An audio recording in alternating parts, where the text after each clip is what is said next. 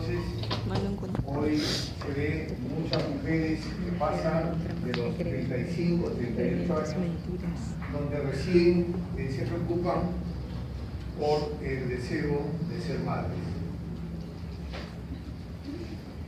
Existen diferentes términos que hay que saber diferenciar en infertilidad. El primero de ellos, fertilidad, se refiere a la etapa de la mujer en que puede concebir, es decir, la edad reproductiva. Desde el momento que empieza a ovular en su adolescencia hasta el momento en que deja de ovular en la etapa premenopáusica. Esterilidad es el término referido a la imposibilidad de poder gestar, el cual no puede ser revertido. Es el término correcto. Se usa mucho el término de esterilidad, sobre todo cuando la mujer ha completado su ciclo reproductivo y se somete a las ligaduras de tronco. Y a eso se denomina esterilidad quirúrgica. Sin embargo, eso puede ser revertido con las técnicas actuales. Pero el término en sí consiste en que la pareja no puede tener hijos y las causas no pueden ser revertidas. A diferencia de infertilidad, en el que las causas sí pueden ser tratadas y por lo tanto revertir esa imposibilidad de poder gestar. La infertilidad se divide en primaria y secundaria. La infertilidad primaria es cuando la pareja no ha podido concebir en ninguna etapa de su vida.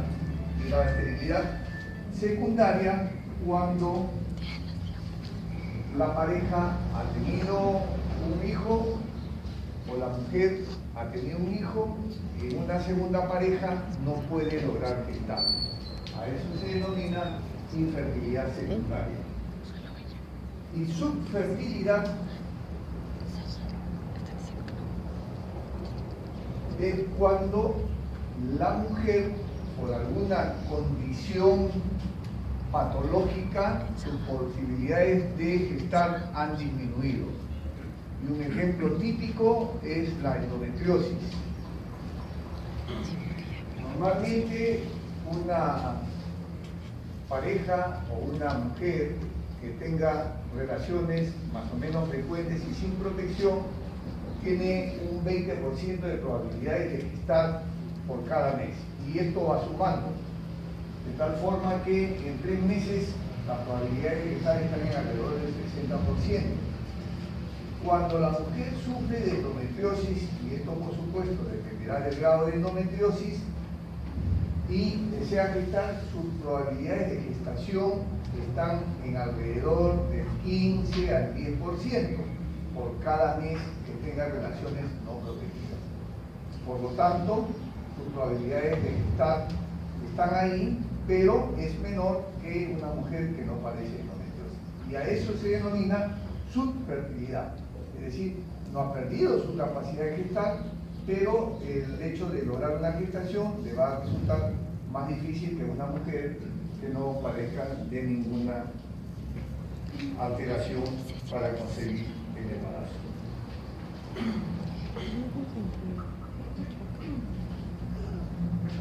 Muchas de las cosas que hemos puesto en este slide y en los sucesivos los voy a ir modificando en la charla que estamos teniendo. De esta manera que les ruego pongan atención, porque al momento del examen voy a ponerlo en función a lo que les he dicho y no en función a los slides. Entonces, les conversaba que las probabilidades de poder gestar en un ciclo, vale decir en un mes, de relaciones frecuentes y no protegidas, están en alrededor del 20 al 25%. Hoy se acepta más que un 20% de las probabilidades. Y en estas parejas, cuando tienen relaciones durante 3 meses consecutivos, las probabilidades de gestar están en alrededor del 57%. Para ponerlo de una manera más clara, de 100 parejas, a los 3 meses, 57 han conseguido embarazar. A los 6 meses, 72% ha logrado embarazar. Les estarían quedando 28 parejas sin lograr el embarazo. Pero alrededor de los 12 meses es 80%, vale decir 80 parejas las que han conseguido lograr el hijo vaciado. Si nosotros seguimos observando a este grupo que todavía no ha conseguido la gestación, a los 2 años solamente ha logrado embarazar un 10% adicional. De tal forma que alrededor de un 10 a 15% no va a lograr el embarazo.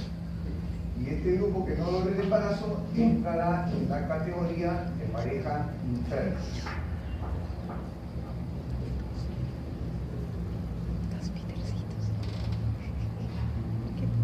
Sin embargo, y vamos a regresar a la diapositiva anterior, sin embargo, cuando la pareja ha tenido relaciones durante un año consecutivo y no ha logrado gestar, es conveniente que acudan a una ayuda especializada porque ya debe ser considerado a este grupo como pareja infértil. En otras palabras, se considera a una pareja infértil luego de un año de relaciones frecuentes y no protegidas sin que se haya conseguido la gestación. Este concepto está estrechamente relacionado a la edad,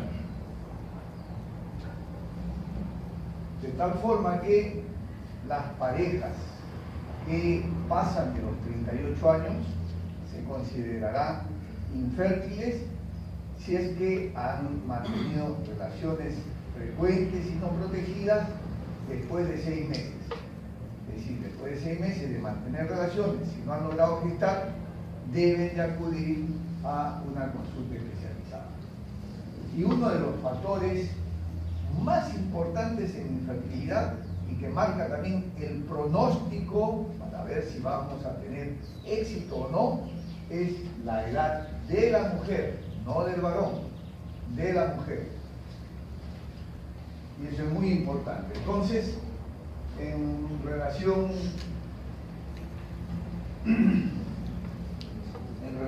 a la edad, tenemos que la mujer va afectando su fertilidad conforme va avanzando en edad. Esta es una diapositiva que está sinceramente desfasada.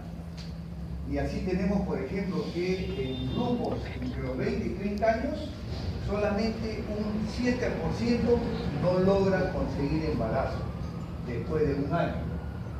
Entre los 30 y 34 años, un 15 a 20% no logra gestar después de un año. Entre los 35 y los 40, alrededor de un 30% no va a lograr el embarazo. Y a partir de los 40 años para adelante, no va a lograr embarazar más del 60%. Más del 60% no va a lograr la gestación. Entonces sé que aquí muchas de ustedes, y quién sabe, la gran mayoría de los varones, estaban pensando que la tía o la vecina del costado o la abuelita han logrado una gestación después de los 40 años y que no va a haber ningún problema si es que consigue una pareja y esperan hasta los 40 años. No, las probabilidades de gestar han caído muy significativamente a partir de los 38 años. Y eso tiene una razón fisiológica, como vamos a ver más adelante.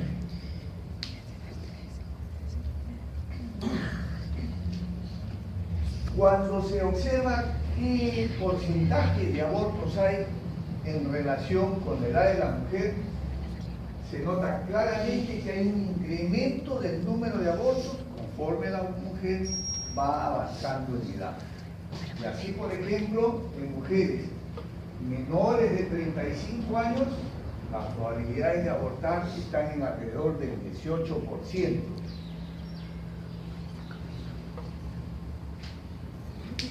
En mujeres entre los 35 y 40 años, las probabilidades de abortar están en alrededor del 25%. Y por encima de 40 años, 34 35% de mujeres que logran embarazar van a terminar en aborto. Entonces, de ese 40% de mujeres que lograron embarazar por encima de los 40 años, alrededor del 35% va a terminar en un aborto. Eso achica aún más el número de mujeres que va a concluir con una gestación de 9 meses.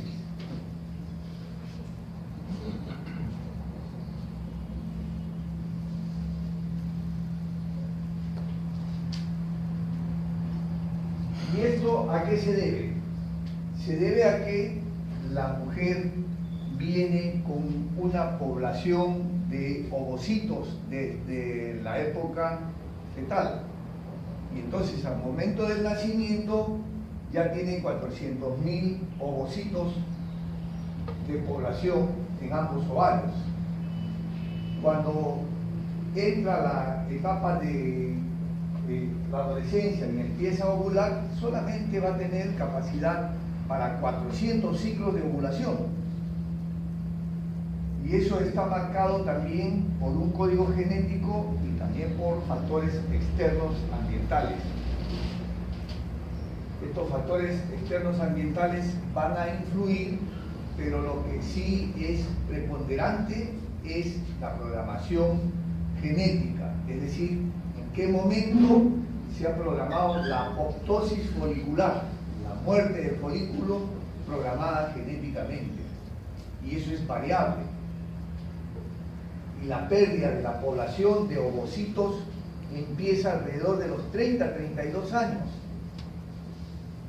Y sí se hace evidente alrededor de los 35 años. Y empieza ya a notarse el declive a partir de los 38. Y la curva de pérdida de ovocitos casi es vertical a partir de los 40 años. Y la pérdida de ovulación no ocurre de un día para otro o de un mes para otro, ocurre de manera paulatina. Me explico. Cuando ya empieza a haber una marcada pérdida de la población ovocitaria, la mujer que está en alrededor de los 38-39 años va a ovular 11 meses y un mes no. Al siguiente año ovulará 9 o 10 meses y 3 meses no. Y así sucesivamente hasta que tiene la pérdida total de la ovulación en todo el año. Sin embargo, si lo vemos por el lado de la menstruación, la mujer va a seguir menstruando. Es más, ¿cuál es la causa más importante de las hemorragias disfuncionales en la premenopausia? El ano, ovulación, ¿no es cierto? Esa es la razón. Entonces, la mujer deja de ovular, pero todavía está arreglando. Claro, sus reglas son ya irregulares. De tal manera que la edad es el factor más importante de fertilidad. Ahora, cuando hacemos el análisis de las causas de la fertilidad, de manera general, 40% son debido a la mujer, 40% al varón y 20% a ambos. Es más fácil que recordar de esta manera. Ahora, de la infertilidad que se produce, sea por causa de la mujer, sea por causa del varón, o sea por causa de ambos, 20% cae dentro de una categoría que se denomina ESCA.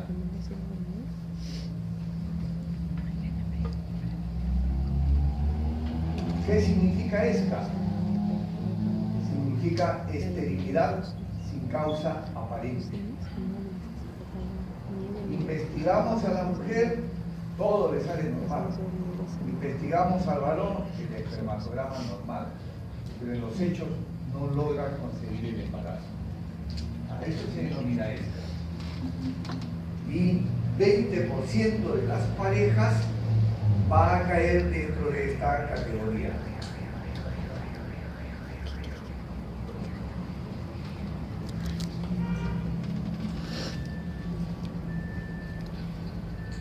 Entonces, existe una serie de estudios para poder determinar las causas de infertilidad.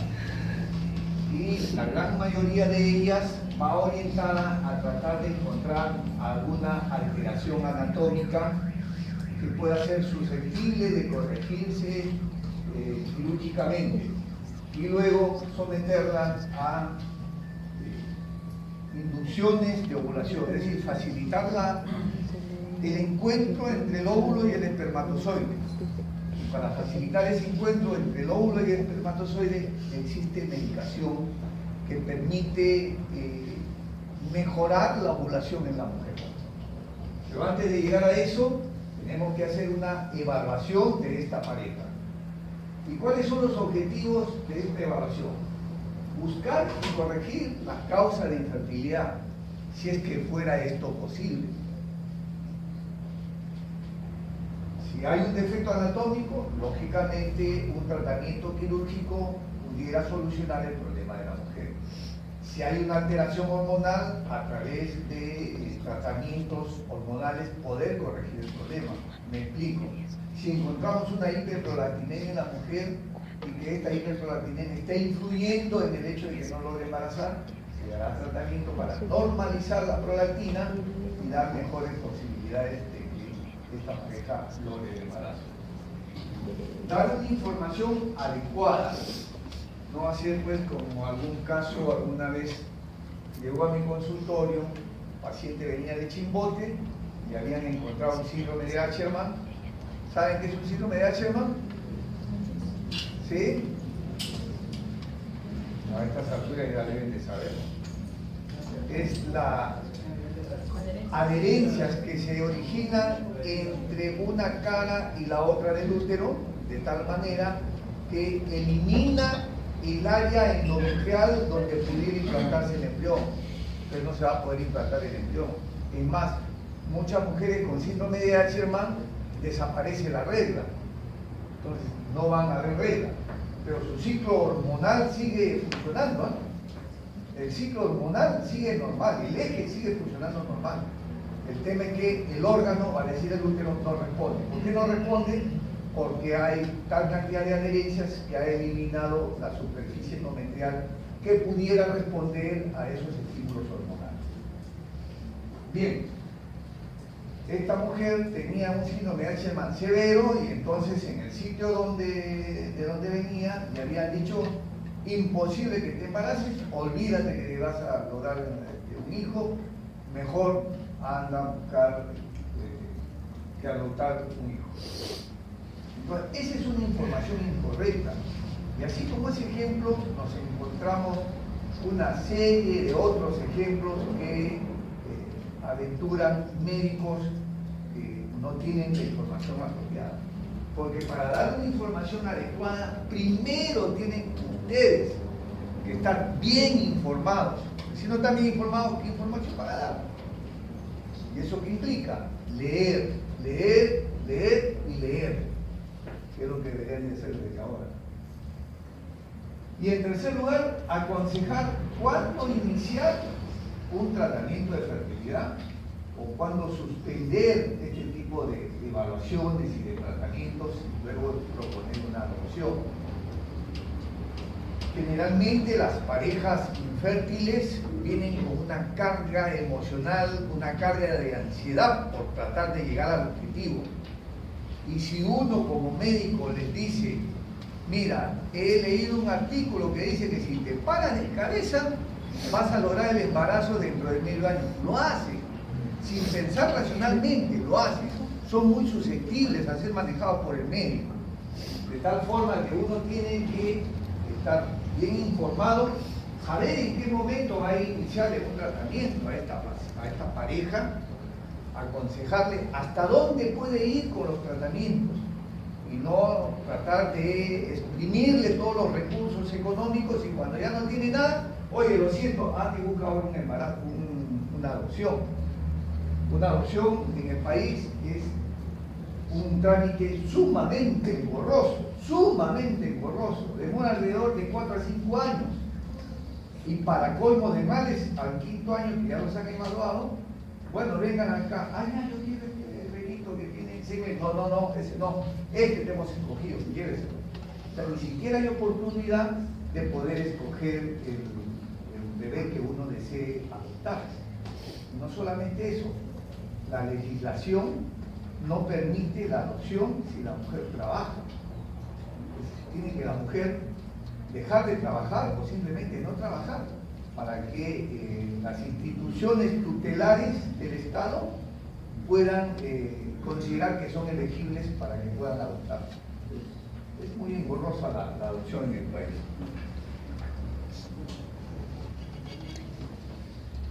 ¿Cómo hacemos la evaluación de una pareja enferma? Como todo en medicina, empieza con una buena historia clínica. Historia clínica que todos ustedes deberían estar haciendo en sus respectivas sedes. Veo mucha reticencia a querer hacer historias clínicas, cuando esa es la herramienta del médico. El médico que no hace historia clínica está de más en la medicina, porque ¿cómo va a hacer el diagnóstico? Se lo mandará a otro colega para que haga el diagnóstico. Cualquier cosa en medicina, de cualquier especialidad, el diagnóstico empieza por una buena historia clínica. ¿Y cómo se aprende a hacer una buena historia clínica? Haciendo historias clínicas con un buen formato de historia clínica, que es lo que siempre procuramos en la sede de Revalidante, que ya sé que le tienen miedo. El examen clínico tiene que ser minucioso, y para hacer un examen clínico minucioso yo tengo que saber qué voy a buscar. Pero ¿qué puedes buscar si no sabes cómo o de qué partes se compone tu historia clínica? No lo van a poder buscar. Hay un aforismo en medicina, no lo recuerdo con mucha precisión, pero lo repetían hasta el cansancio en la sede donde yo era alumno. Nadie encuentra lo que no sabe lo que busca. Pues no puedes encontrar lo que no sabes que quieres buscar. Se te puede pasar por las narices, no lo ves. Entonces hay que hacer una buena historia clínica, un buen examen clínico. Si veo una señora que cómicamente me parece de 45 o 46 años y le dicen que tiene reglas regulares, pero ya de antemano, 45 o 46 años, ya me pongo a pensar, ¿qué probabilidades de embarazar de esta mujer? No debe estar más allá de los 20%, 15% de probabilidad de embarazar. Pues ya voy sacando un diagnóstico de que hay. Si veo que el vello púbico lo ha perdido, que los labios mayores han empezado a hipotrofiarse, digo, debe estar ya en premenopausia.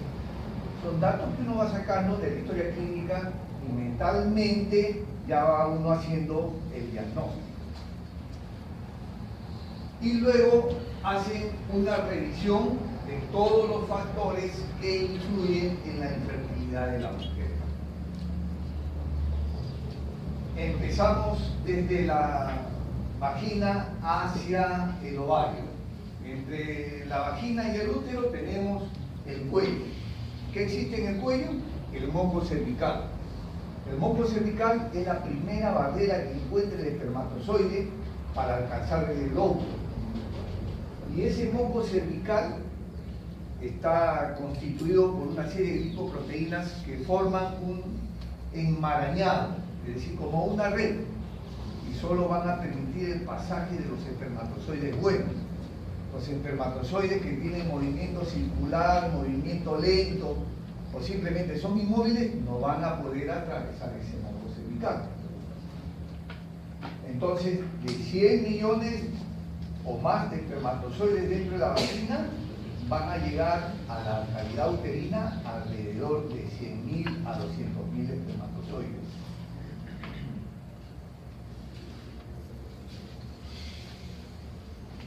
El moco cervical era motivo de estudio hace un par de décadas o 3 décadas atrás.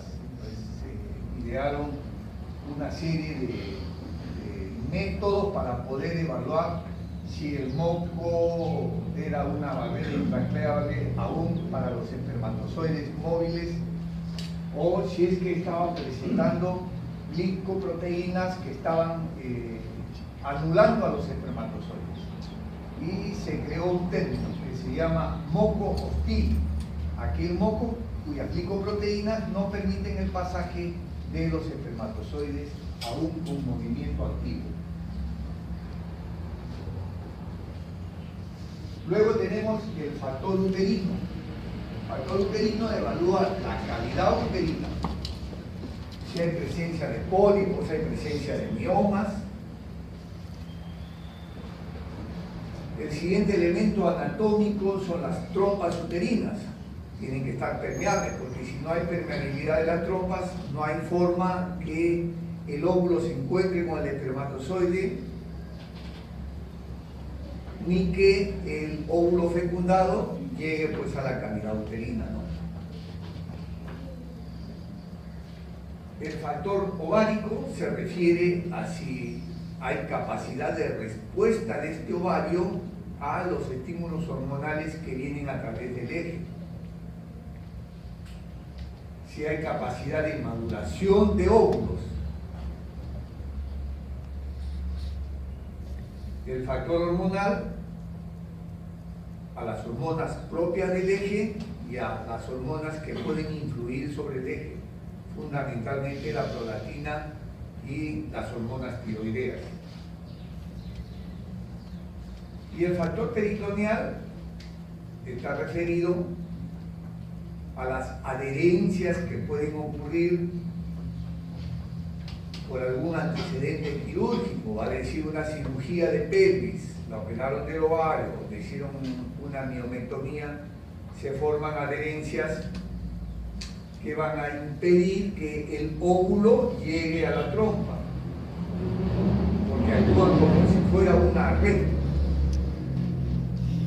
que se está interponiendo entre el ovario y la trompa uterina. Pero también se pueden ver síndromes adherenciales en aquellas mujeres que han padecido de enfermedad inflamatoria pélvica. Así que no solamente con antecedentes quirúrgicos. Y finalmente se evalúa el factor masculino. Solamente con un examen podemos saber si el varón tiene algún grado de afectación y que pueda ser causa de la infertilidad de la pareja. Todos estos exámenes se reducen a 4 estudios. El primer estudio es el estudio del perfil hormonal. ¿Cómo evaluamos el perfil hormonal? Midiendo dosaje de FSH, LH, prolactina, TSH y un dosaje de estradiol. ¿En qué día se pide? Se pide en el segundo o tercer día de la regla. Ese es el primer examen o el primer tipo de análisis que se pide cuando uno va a evaluar una pareja infertil. El segundo examen es un estudio ecográfico transvaginal. Si la mujer tiene 35 años o menos, tendremos ecografía transvaginal en cualquier día del ciclo y será para evaluar si hay alguna alteración anatómica en la pelvis, si hay quistes de ovario, miomas, pólipos, en fin. Y si pasa de los 35 años, además pediremos una ecografía en el segundo o tercer día de la regla para hacer una evaluación de folículos antrales. A eso se denomina conteo de folículos antrales.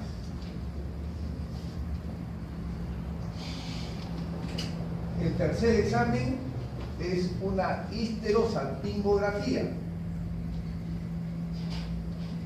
La histerosalpingografía, un examen un poco fastidioso porque causa cierto nivel de dolor en la mujer cuando se está haciendo la inyección de la sustancia de contraste a través de la vagina. Se inyecta la sustancia de contraste colocando una cánula por el cuello del útero y se van tomando alrededor de 5 placas. Eso se hace entre el 5º y el 12º día de iniciada la regla.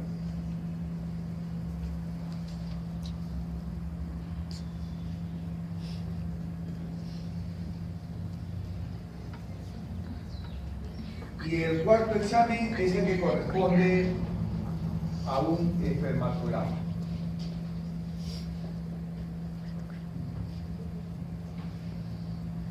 Con esos 4 exámenes, denominados estudio básico de la pareja infértil, pueden derivarse algunos otros exámenes dependiendo de lo que se encuentre en esos análisis.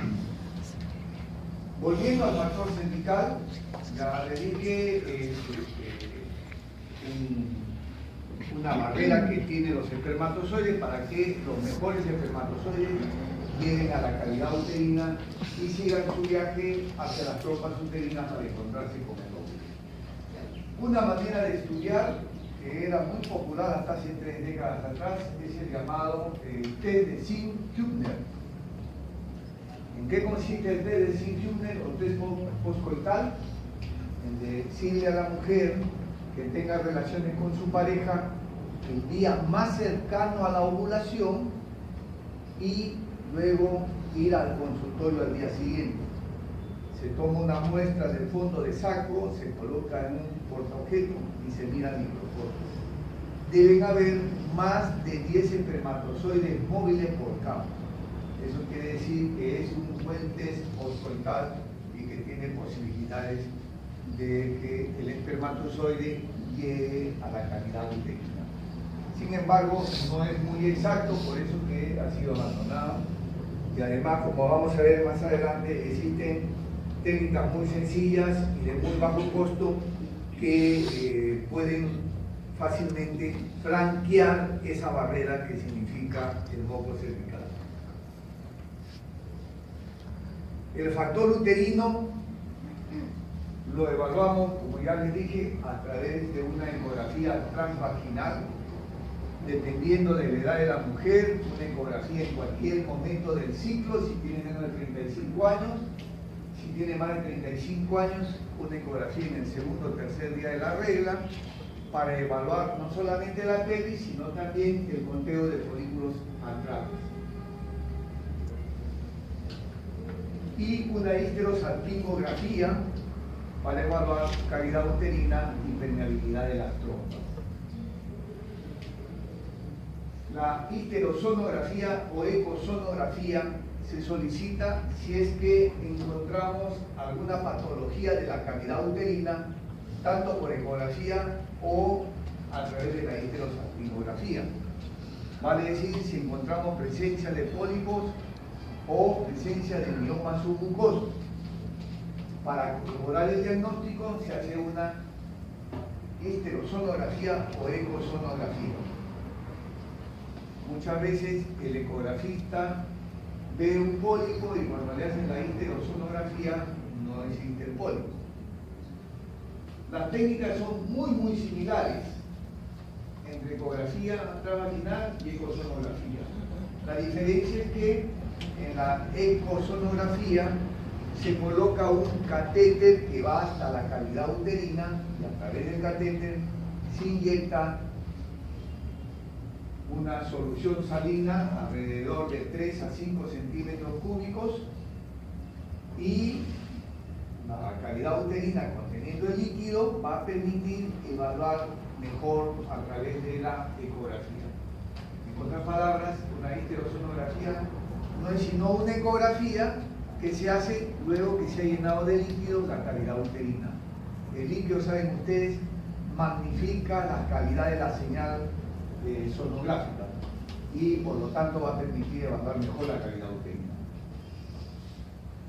Si corroboramos que existe un pólipo o un mioma a través de estos estudios, entonces lo indicado es hacerle una histeroscopía. La histeroscopía va a corroborar el diagnóstico hecho por los exámenes anteriores y va a permitir dar tratamiento quirúrgico. Saco el pólipo, o si es un mioma, saco el mioma a través de histeroscopía. Y el factor tubario se evalúa a través de la histerosonografía. Esta es una imagen de un estudio de histerosalpingografía. La cánula que les digo que está conectada al orificio externo del cuello, se empieza a hacer la inyección de la sustancia de contraste y nos va a dibujar, ¿qué es esto? El canal endocervical. Aquí está el istmo y acá empieza la cavidad uterina. Es típicamente triangular, con bordes bien definidos y el llenado de la sustancia debe ser uniforme en toda la cavidad uterina. Si observamos alguna imagen de menor contraste, puede que eso esté significando presencia de un pólipo o un mioma. Seguimos haciendo la inyección de la sustancia de contraste y seguimos tomando otras placas, empieza a dibujarse las trompas uterinas para ambos lados. Cuando está permeable, cuando no está permeable, vamos a encontrar un stop en alguna parte de dichas trompas. Sigue el llenado ya de ambas trompas y empieza a salir la sustancia de contraste. Cuando esta sustancia de contraste se almacena en el fondo del saco, ¿cómo se denomina? Prueba de Coté, con doble T. Ahí está, mejor. Vean ustedes cómo empieza a almacenarse la sustancia de contraste hacia ambos sacos, fondos de saco laterales. A eso se denomina prueba de Coté. Quiere decir que las trompas uterinas están permeables.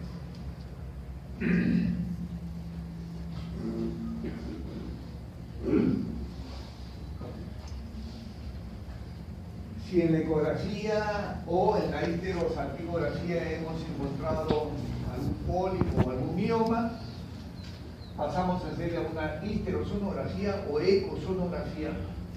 Y esta consiste en colocar un catéter dentro de la cavidad uterina, inyectamos la sustancia salina y le tomamos una ecografía común y corriente.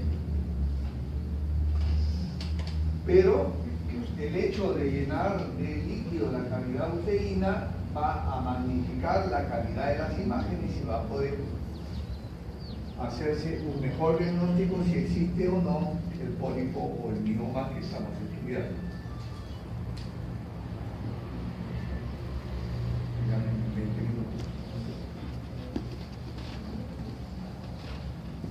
Y así se ve la histerosonografía desde la cavidad uterina llenada de líquido, presencia de una pequeña imagen que podría corresponder a un pólipo. Cuando no hay pólipo se ve pues una imagen netamente definida sin ninguna irregularidad del endometrio.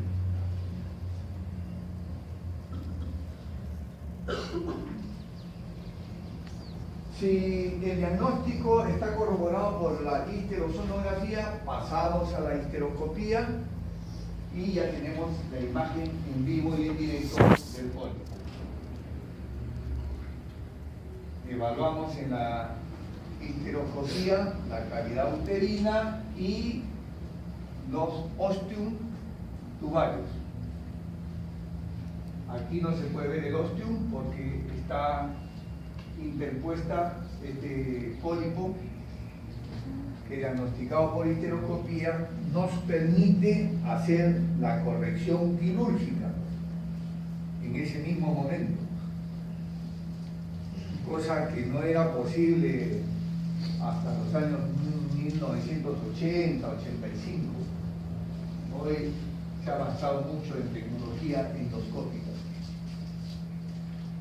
El factor tubarium lo podemos evaluar haciendo la medición de la temperatura basal, el moco cervical, biopsia del endometrio, monitoreo ecográfico de la ovulación y a través de un dosaje de progesterona.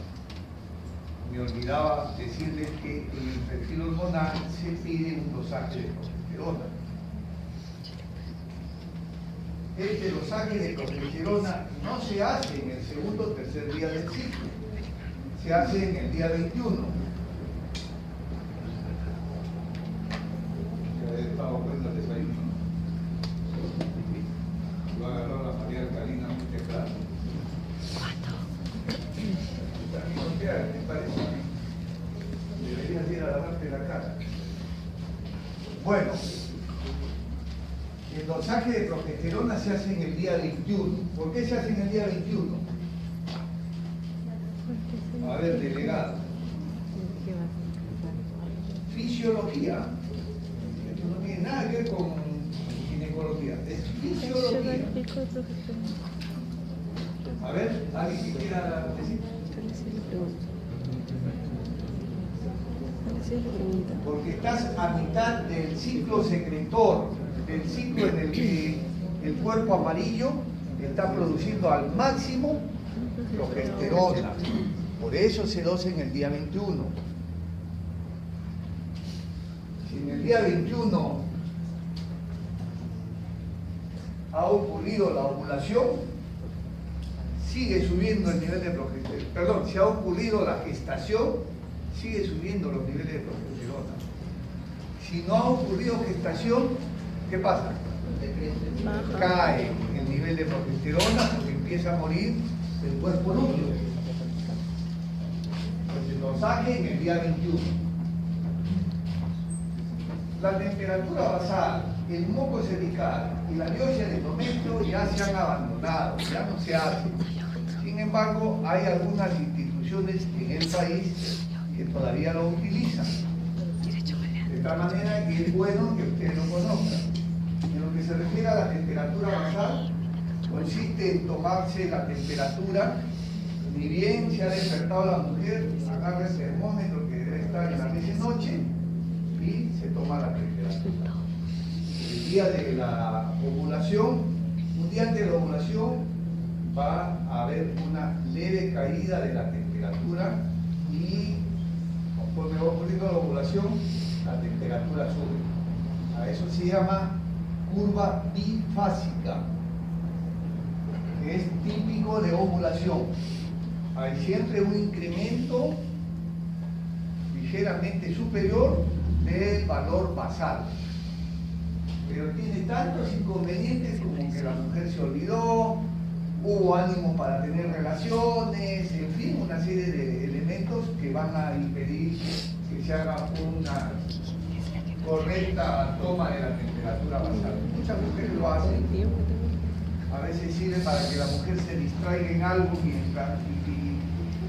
distraiga su nivel de ansiedad de cuándo va a ser el día de la ovulación. Lo mismo el moco cervical, saben ustedes que se utiliza también como método anticonceptivo.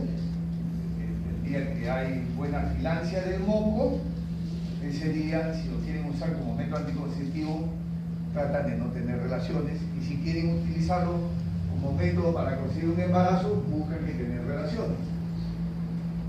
La biopsia del endometrio se hace entre el día 21 y el día 23 porque hay determinadas características dentro del... digamos, una frase, se hace entre el día 21 y el día 23 del ciclo. Hay características específicas dentro de las células de las glándulas endometriales. ¿Sí? Pensé que alguien estaba pidiendo la palabra. ¿Nadie? Bueno. Como que es un método invasivo en el que hay que introducir una cubeta para tomar una muestra de dentro del útero, esto se hace de manera ambulatoria y es mucho más práctico tomar una muestra de sangre y saber cuál es el valor de progesteronas. Entonces, estos tres prácticamente han sido abandonados. En cuanto al monitoreo ecográfico de la ovulación, como estudio básico no se busca, como estudio básico de la pareja infértil, pero sí durante la facilitación de la ovulación, durante la inducción de ovulación, es decir, en el momento que uno le empieza a administrar medicación para que pueda ovular, se hace este monitoreo. En el monitoreo vamos a ver cómo desde una ecografía basal, en donde los folículos no superan los 10 milímetros, van a empezar a crecer hasta alrededor del día 14, en que alcanzan 20 milímetros de diámetro. Quiere decir que el óvulo está maduro y está a punto el folículo de eclosionar. Entonces, en función a eso, yo puedo decirle a la mujer que quería tener relaciones para poder mejorar la chance del encuentro entre el óvulo y el espermatozoide.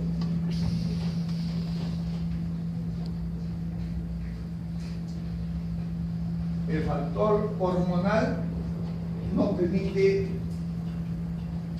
ver cómo está la reserva ovárica. Y ya les dije que dentro del perfil hormonal se tiene TSH, LH, estradiol, prolactina y TSH. Se hace en el segundo o tercer día del ciclo. Que este estudio hormonal no se puede evaluar fuera del tercer día del ciclo. En algunos libros van a leer que dicen que hasta el quinto día. No es correcto, es hasta el tercer día.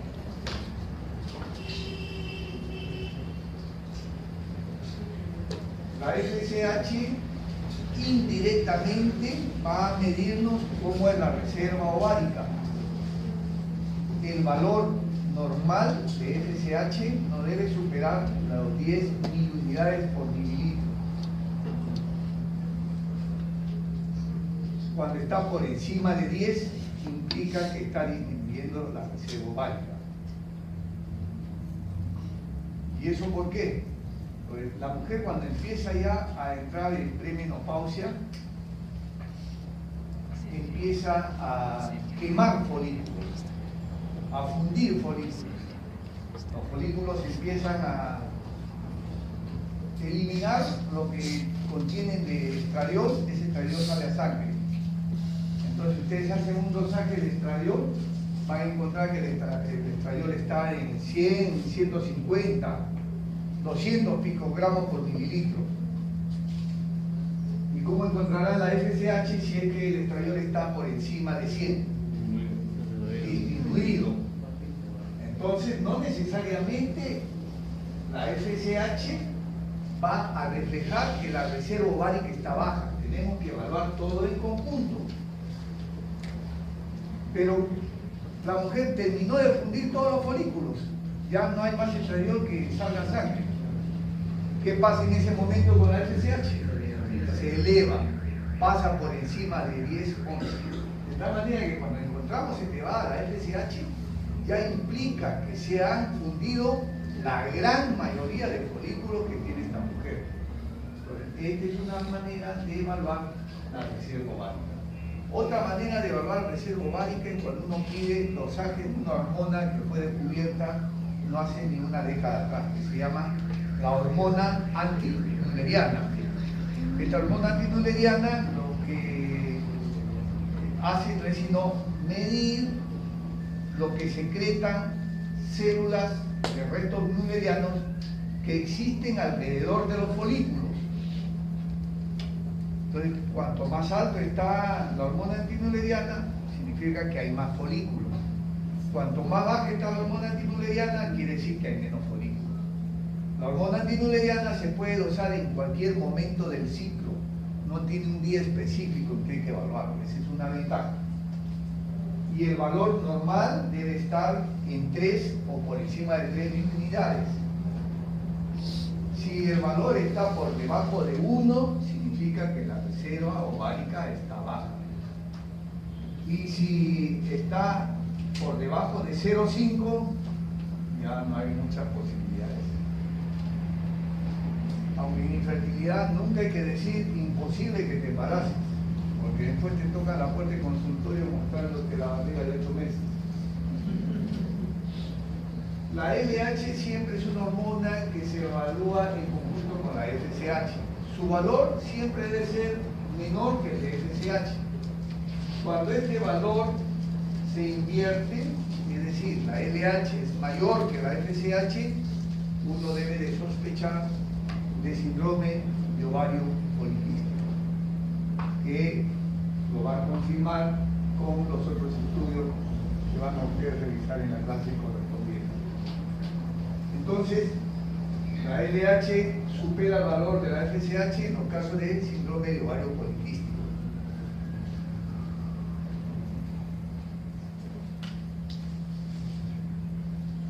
Existían otro tipo de estudios para evaluar la reserva ovárica. Los otros tipos de estudio era el test en el día 10 del ciclo. La suma de ambas no debía de superar 25. Si superaba 25 quiere decir que la reserva ovárica estaba. Pero no ha mostrado mucha fineza para poder predecir si la mujer ya perdió la reserva de óvulos. Los exámenes que se siguen utilizando en el momento para medir la reserva ovárica es rosaje FSH, hormona antimülleriana y ecografía en el segundo o tercer día del ciclo.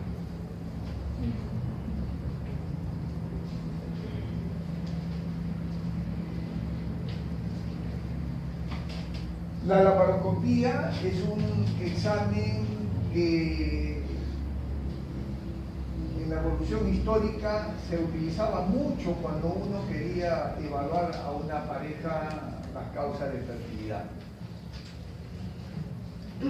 Era parte rutinaria del estudio. Hoy ya no se usa en ese sentido, sino uno usa la laparoscopía cuando tiene sospecha que hay algún elemento que sea causante de la fertilidad. Por ejemplo, si uno sospecha de endometriosis, una mujer que tiene una dismenorrea moderada o severa y que no se embaraza, hay que hacerle la laparoscopía. Si ha tenido un antecedente quirúrgico y sospechamos que tiene adherencias, se le hace la laparoscopía.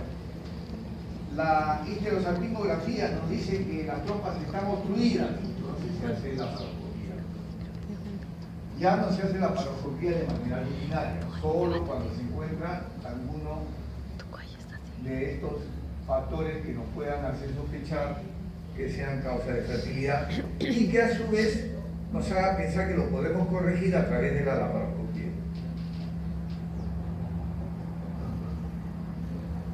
El factor masculino.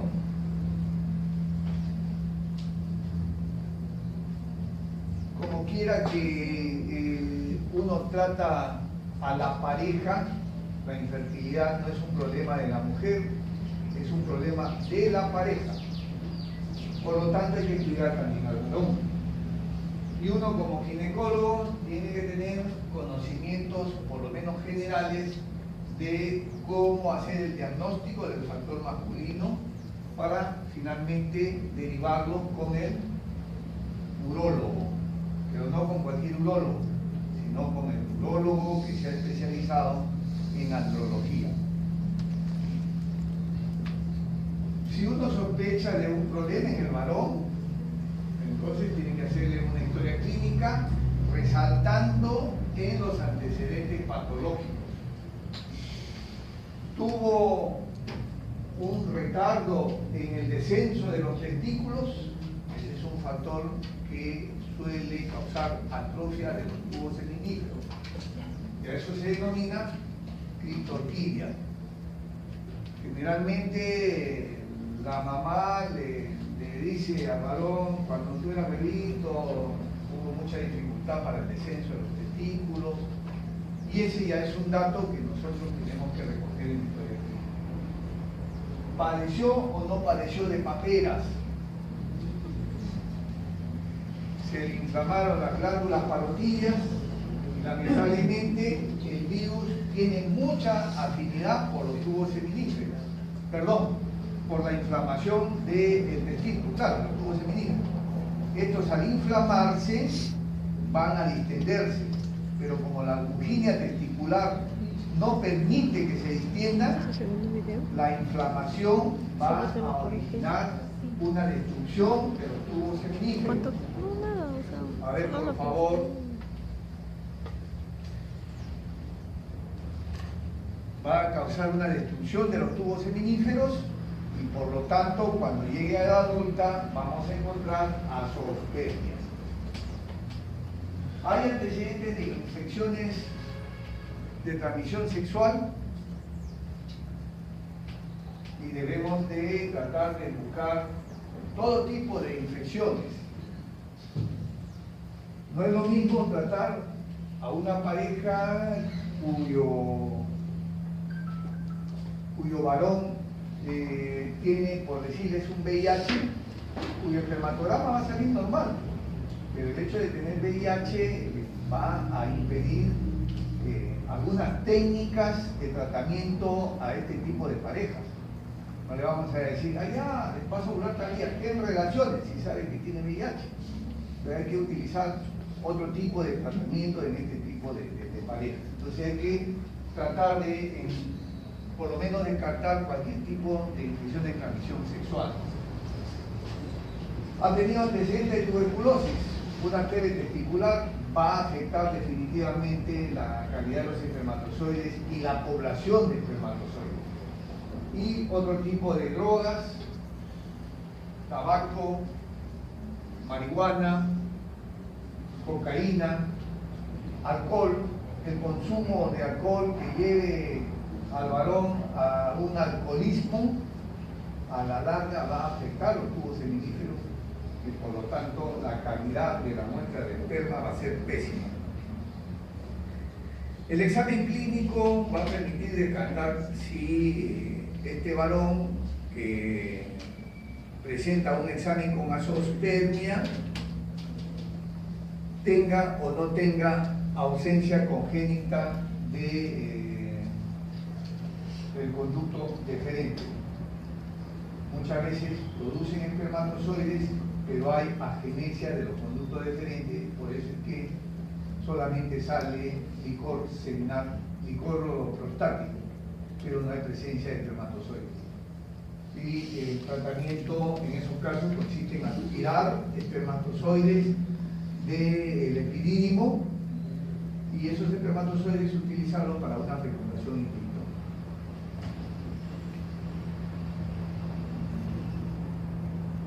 Vienen con muchos vicios desde el primer año ustedes, ¿no? Conversan, duermen, el otro lo codea, la otra no sé qué le contará hasta que se materializa. Acá está el doctor León. A ver, pregunte cómo era el doctor León, cómo era cuando estudiaba él, estudié yo. Había un profesor que era famoso en la facultad, el doctor Cubas, ¿no? El doctor León, ¿se acuerda usted del doctor Cubas, el neurólogo? Uno solo que conversaba, ¿qué hacía? Sin decir nada, a paso ligero abría la puerta y se iba. Dejaba la clase a la mitad y no le importaba, no se recuperaba esa clase. El doctor Lanfranco sentado en primera fila. Si uno se equivocaba en la exposición, el doctor Lanfranco se paraba y le corregía al profesor. Y un silencio verdaderamente admirable. Era los tiempos de la escuela francesa. Ahora estamos en los tiempos de la escuela, no sé si decir peruana o chicha. Muy bien, sigamos. Parece mentira, pero cuando uno está parado tratando de dar una clase, uno lo que trata es de conectarse con todos ustedes. Es una conexión de comunicación. Pero si hay alguien que conversa aquí, conversa allá, uno se distrae y corta esa comunicación y después cuesta retomar en dónde se ha quedado. Entonces tengan eso presente, por favor. El espermatograma, que es el único examen que se hace al varón para poder determinar si hay algún factor de fertilidad en el varón, evalúa una serie de parámetros establecidos por la Organización Mundial de la Salud. Sin embargo, de todos los parámetros, 4 son los más importantes. El primero de ellos es el volumen. El volumen del esperma eyaculado debe ser 2 o más de 2 mililitros. Por debajo de 2 mililitros se denomina hipospermia.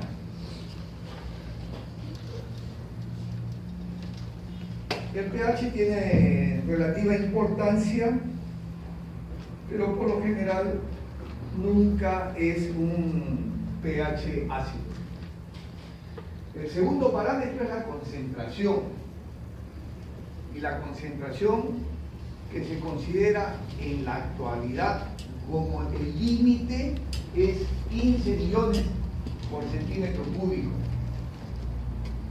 Por debajo de 15 millones, las probabilidades de gestación disminuyen de manera significativa.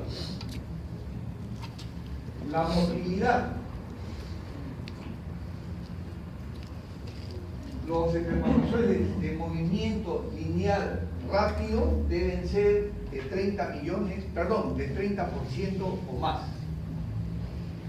30% de toda la población de espermatozoides debe tener un movimiento lineal rápido.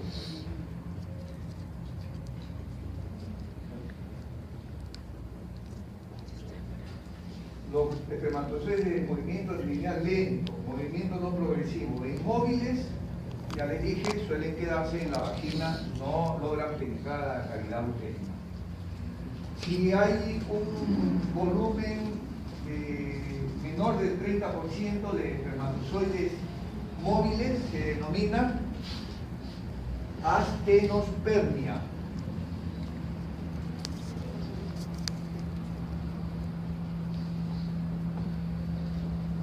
Y la morfología, es decir, ver cuál es la forma del espermatozoide. Los espermatozoides pueden tener una cabeza, cuello y cola normal, o pueden tener alteraciones de uno de esos 3 elementos. Doble cabeza, cabeza muy grande, cabeza chica, sin cuello, cuello muy largo, cola muy corta, en fin. Todo eso cae dentro del término de teratospermia. Y la morfología se ha modificado. Ahora se aplican los llamados criterios de Kruger, con K, K-R-U-G-E-R, Kruger. De acuerdo a los criterios de Kruger, debe ser mayor de 4%. Menos de 4% se denomina teratospermia.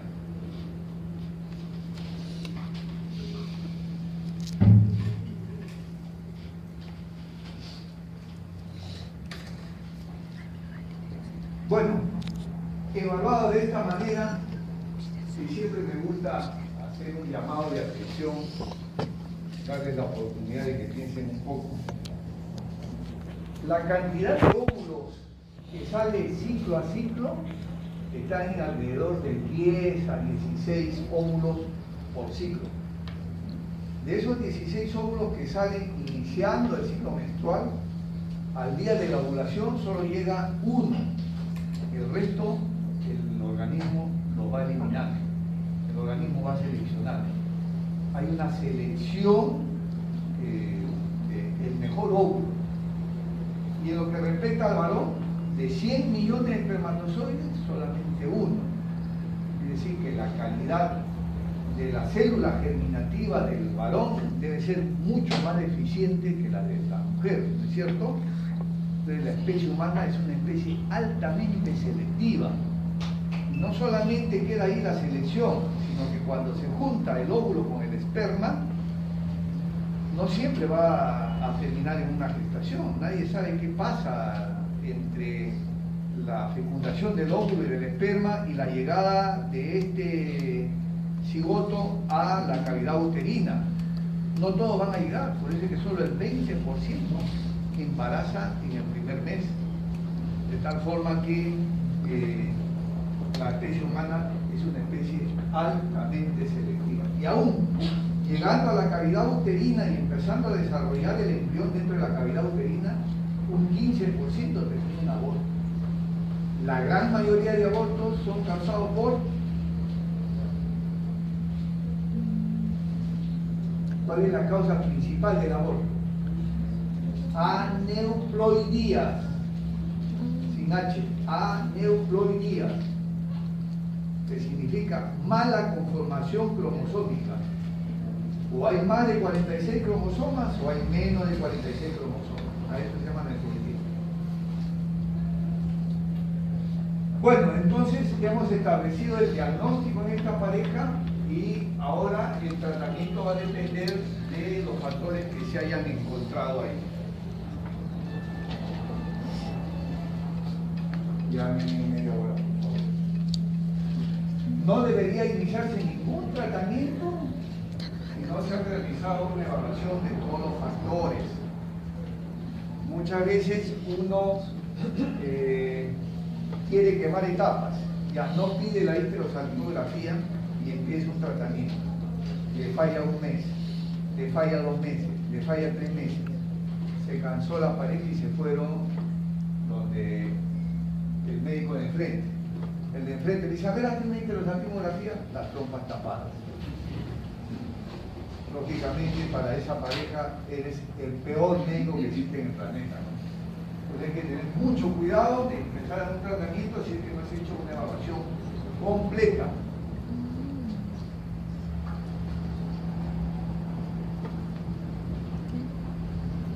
Hay 2 grandes grupos de tratamiento de fertilidad. El primer grupo, las llamadas técnicas de reproducción asistida de baja complejidad. Técnicas de reproducción asistida de baja complejidad. Las de baja complejidad son de 2 tipos.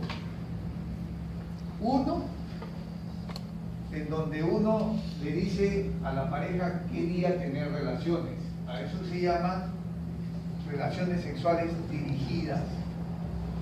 Y la otra, que es inyectando esperma dentro del útero y se llama inseminación intrauterina.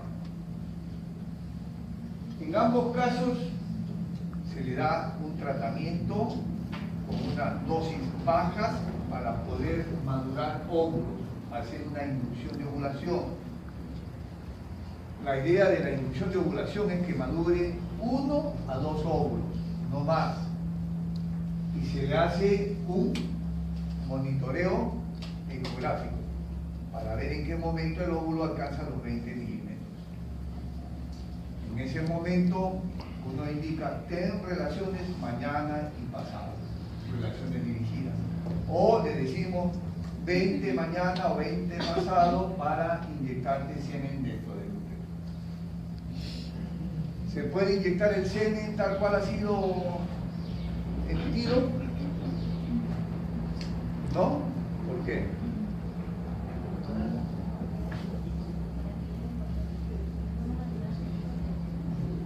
No.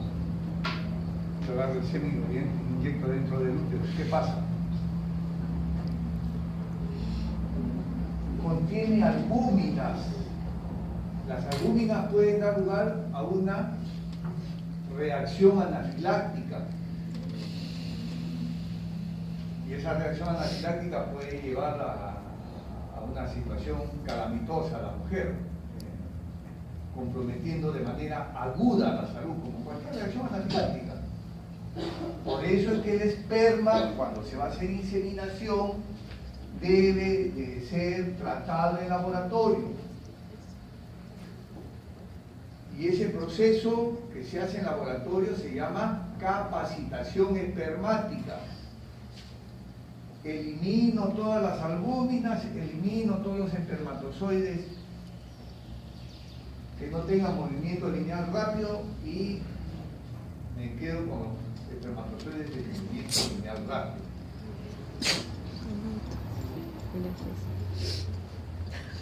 Y el segundo gran grupo son las técnicas de reproducción asistida de alta complejidad. Todo lo que es alta complejidad implica sacar los óvulos del organismo de la mujer y fertilizarlos en el laboratorio. Como ven ustedes, existen diferentes tipos de fertilización in vitro, porque al final todos son fertilizaciones in vitro.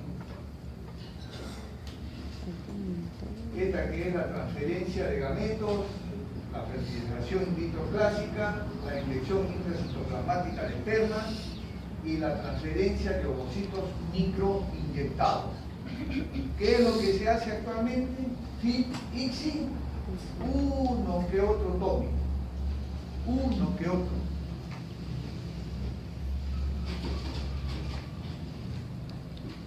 En este lo que se hace es coger el embrión de 3 días y se transfiere a la trompa uterina vía la parcómica.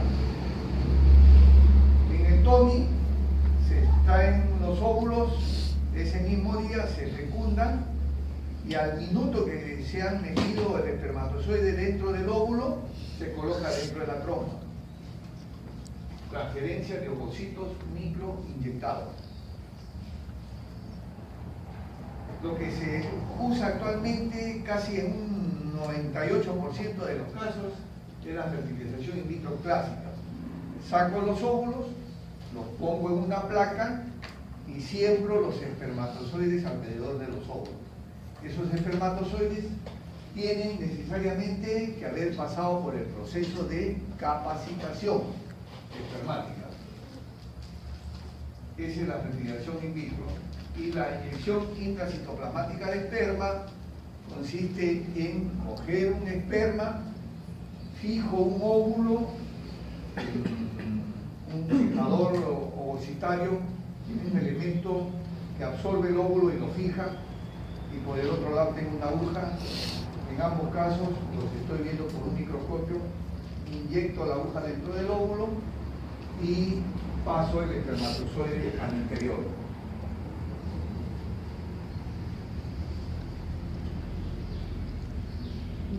Bueno, no tengo una foto del ICSI. Todo eso se hace con un microscopio especial. Ese microscopio tiene un elemento que permite fijar el óvulo. El esperma no se puede inyectar por cualquier parte del óvulo, tiene una parte específica. Y el que maneja el óvulo es el biólogo. Ya en el laboratorio de fertilidad reciben el nombre de embriólogos. Los embriólogos tienen que tener mucha habilidad.